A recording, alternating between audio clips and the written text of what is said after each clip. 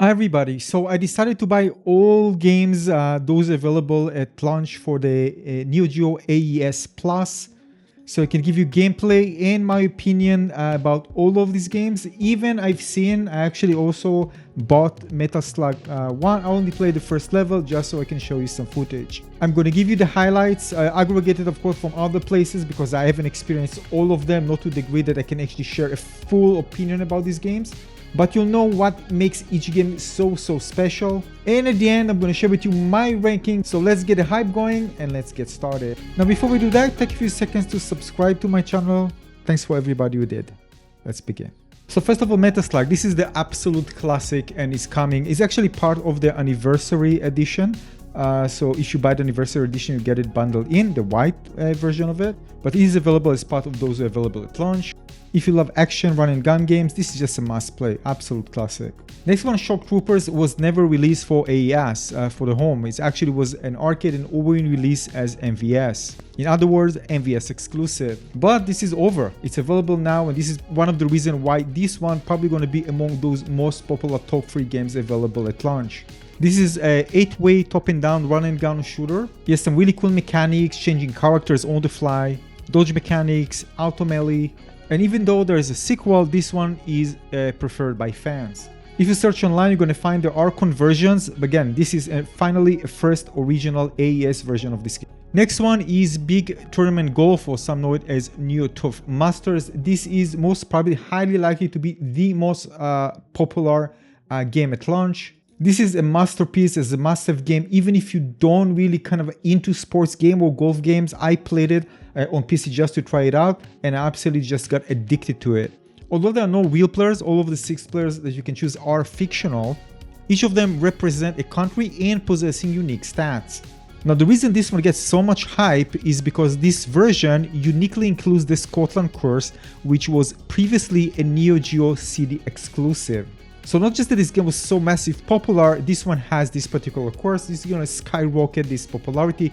I have no doubt it's going to be #1 in sales. The music in this game, this arcade music in this game, is absolutely spectacular, amazing. Some also very catchy jazz fusion soundtrack. It make you just elevate the experience timesfold. This game is widely regarded as one of the best 2D sports game ever created to this day. And not just that, just so you know, the English AES copy of this game is considered one of the absolute rarest in video game collecting. And you can get it for just $89.99. Okay, this is not of course the 90s original, just saying you can enjoy the same experience and even more. The next one is Garou Mark of the Wolves. I actually did the research and I actually checked hundreds of sources.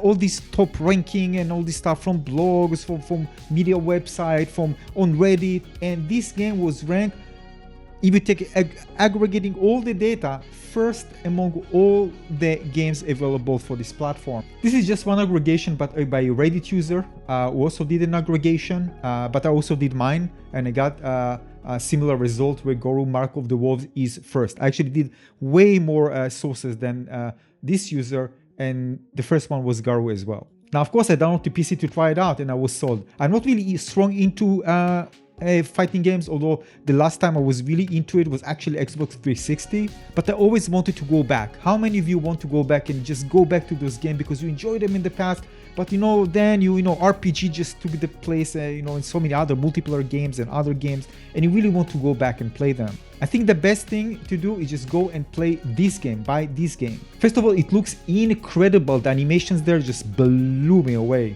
Although the roster is limited, but that's the good thing, it's also very accessible. You can really master each one and each one is meaningful. Also, each one has their own unique martial arts skills, so it's not like there's kind of padding between the characters. Each one is fully and totally unique. And aside from that, Terry Bogard is the only returning character from previous games. All the others are new. This is one of those games that pushed the Neo Geo hardware to its absolute limit with incredibly fluid high frame rate animations. Neo Geo AES is known to be amazing when it comes to 2D graphics, and this is one of the games that truly show it. But it doesn't end there with visuals, it also features one of the most celebrated jazz funk soundtracks in fighting games history. So coming from a person who wasn't really fully into fighting games for quite a long time and want to go back, and I played this game on PC, Hands down, I got it without even thinking twice. Next game is Twinkle Star Sprites. This is my personal favorite game. Why? Because it's just so unique, it's different. You know, we play so many games in our life, but then comes a game that the kind of combination of shooter, some call it shooter puzzle, a competitive game. You can play, of course, against a friend or against AI. And it's a vertical shoot 'em up where you actually fight against another player or against AI in a split screen where you need to chain combos, and you need on your side, you need to move them fireballs and other threatening opponents towards the other side, hopefully to overwhelm them and win. The game is stunning. It features beautiful, vibrant anime aesthetics. It's actually completely contrasting with the rest of the Neo Geo library. And it's just so much fun being able to kind of, you know, chain those combos and then sending a massive boss characters to harass the other player on the other side. It's just so satisfying. It's splashy, it's arcadey, it's action, you are being entertained 100% of the time. I mean, honestly, you lose and get frustrated. Also, all the characters in the single player story are voiced. And you're probably going to be surprised, but this one actually, this is a cult classic. It's actually maintained a very strong, dedicated tournament scene for decades. Now, personally, I think this game is just overlooked due to its kind of a cutesy cover art, but I think it houses deeply strategic and ruthless gameplay once you get deep into it. This is why you're going to see it probably in the top 10, but it's not going to be in the top 5. That's why I think it's kind of overlooked and underrated to some degree. But for me, this is my favorite game alongside Big Tournament Golf and Garou. Okay, leave me alone. It's so hard to choose your favorite one. There's so many great games. The next game is Pulstar. I'm just going to say straight out of the bat, this game is tough. It's a very challenging game. And I'm coming from a person who played lots of challenging games, just so you know. Although I have to admit that I'm more sensible to failure in arcade games than, let's say, Souls games and other, you know, roguelite games and so on. Usually I blame the controller. Anyway, I won't start. Now, this game is referred to by some as the spiritual successor to R-Type. It also features pre-rendered graphics, but then I mean 3D models compressed into 2D sprites similar to Donkey Kong Country. Now, this game required heavy memorization how to deal with certain sections, although this comes with practice and failures. But then I mean you're going to fail a lot in this game, so you know, you've been warned. But at the same time, it gives you such great replay value because you're going to come to this game and try to get better and better and better. This is the type of games you don't want to cheat, you don't want saves, because otherwise you're just going to ruin it for yourself. Remember that. One of the great things about conquering a challenge is what you feel after the satisfaction. I know this from experience for so many other games, and it's the same here. Now, technologically, is one of the most impressive games on the Neo Geo system. Now, the game did receive another sequel called Blazing Star in 1998, which changed the art style and lowered the difficulty and had many other things, but the game did feel very different compared to this one. I actually covered it on my channel. If you want to see, search for Blazing Star, you're going to find the little coverage there.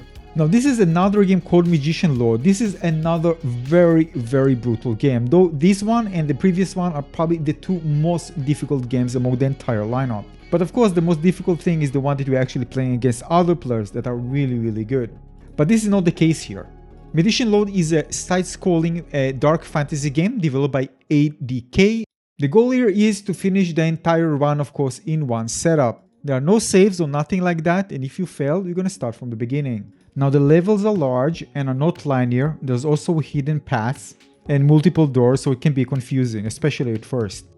You can actually shape-shift, but you need to know which one are the best in each section to keep them and not using another one. It's actually also provided for protection because, again, once you get out of the shape-shifting, you actually go back to your regular form. Or there's just, so you know, a few hits and you are dead. Now, I'm personally not a fan of the animation themselves, but you need to understand, in 1990, this was among the first games that actually released to the platforms. Now, the next one, I actually bought it and played it today for the first time, so excuse me for the gameplay. So the gameplay here is from the GOG PC version of the game, and this is a 3-on-3 fighting game where you actually team battle. So if you lose, for example, with one character, you switch to another one. Same goes to the enemy. The opponent. Now, the game ignores the official storyline, and it actually features a massive roster of 42 characters. This is very strong contrast compared to Garou. So this allowed the developers to bring back fan favorites who were missing or had died in earlier games. Now, aside from that, they introduced a revamped power system that players can actually activate max mode to briefly boost their abilities and easily link different attacks together into massive combinations. Now, you won't see it here because, again, this is the first time I'm playing. Now, aside from that, every character received a secret, highly damaging ultimate attack called Max 2, and these moves can only be triggered when your fighter is very low on health. Now, the gameplay also sped up, and fighters were actually carefully balanced, which is actually very important when you have so many of them. And this precision made it a massive hit for competitive tournaments, and it remains one of the most heavily played retro fighting games today.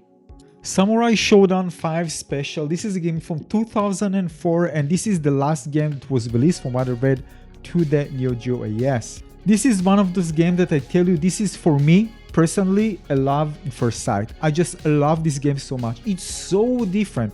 First of all, I just got it today.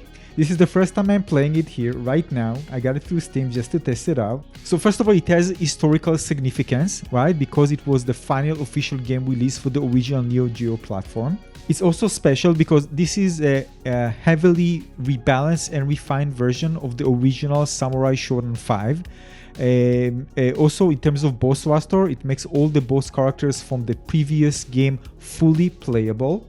And the funny thing is that the first thing I thought when I just chose a character, I told myself, well, it feels actually like a boss, not like it's just a fighter.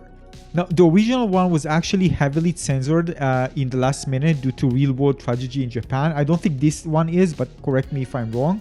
Now, I've seen many people say this as a relatively not complicated game in terms of mechanics. And although I just started playing and I'm not an expert when it comes to fighting games, when it comes to art style, when it comes to music, sounds, voices, it's incredible. It's so beautifully oriental. The characters are amazing. This game is so different than all the other fighting games that I tried so far, and it's so unique.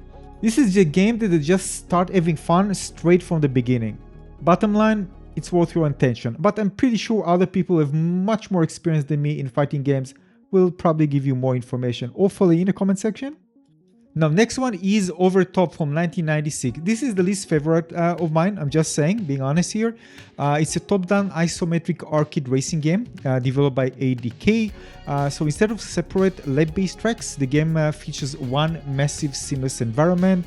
So players drive seamlessly through cities, snowy mountains, deserts, and dirt roads. This is functionally a successor to ADK's earlier Neo Geo racing game, Thrash Rally. It offers 8 different vehicles to choose from, including sports car, trucks, and a motorcycle. Now, weather conditions and terrain changes drastically alter how your chosen vehicle grips the road. I actually got stuck at the end because of that. It also features incredibly unforgiving checkpoint timers to keep the arcade pressure high. It uses 3D models converted into 2D sprites, giving the vehicles a distinct, slightly plastic look. What I didn't like personally is I always needed to look at the minimap at the top, and the thing is that because of that, mastering the game requires finding and also memorizing off-road shortcuts to beat the clock.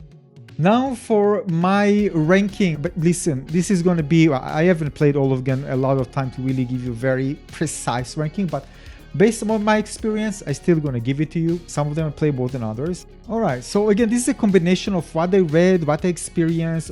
So Garou Mark of the Wolves, forget about it. This is my first. I thought about it quite a while. Even after I made this video and went over the footage again, this is the first for me. This is the one entry that I'm going to make me go back into fighting games. So it can get better than this if this game actually convinced me to do so. Twinkle Sprites, love this game. Big Tournament Golf, amazing. Then Pulstar, I want to challenge myself and get back to playing more shmups. Metal Slug, can't wait to try it again. If I love 3, I know this is going to be amazing. Although many people say 3 is the best. Shock Troopers, amazing game. Samurai Shodown, this special, so special. It's such a special game.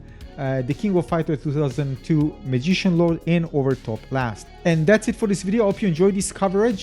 This is just my take. Of course, please share your own opinion about this game, which one you prefer, and please explain why to others so they can make a smarter buying decision if they can afford getting all of them. Also, please subscribe to my channel, and don't forget also to give a like if you like this video. Anyway, making this video got me so hyped. Can't wait for November. Thanks for watching.